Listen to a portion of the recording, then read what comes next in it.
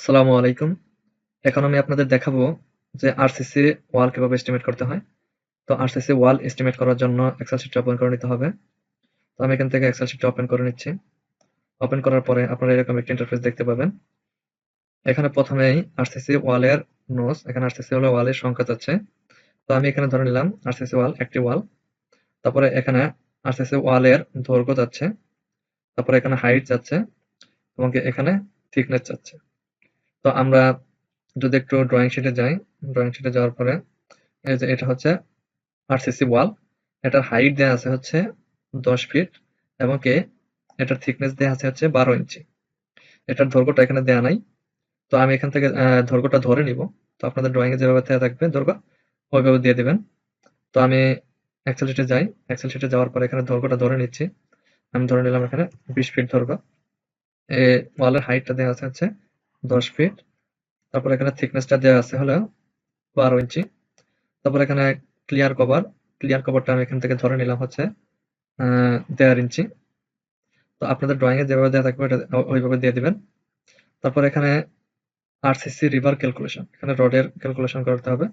তো এখানে প্রথমে ইনসাইড এবং তারপরে আউটসাইড।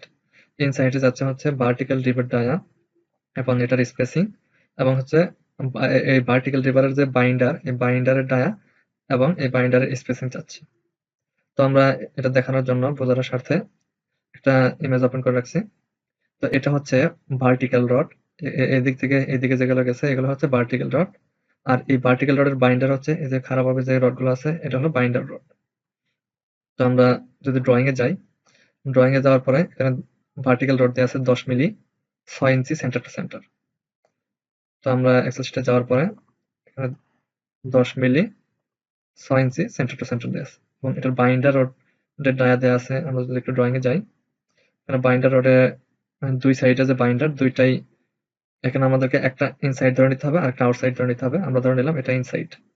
তো এখানে বাইন্ডার রড দেওয়া আছে 16 মিলি 5 ইঞ্চি সেন্টার টু সেন্টার ব্যবহার হয়েছে দুই সাইডে। তো আমরা এক্সেল শিটে যাওয়ার পরে ইনসাইডে বাইন্ডার রড 16 মিলি, এখানে 5 ইঞ্চি সেন্টার টু সেন্টার।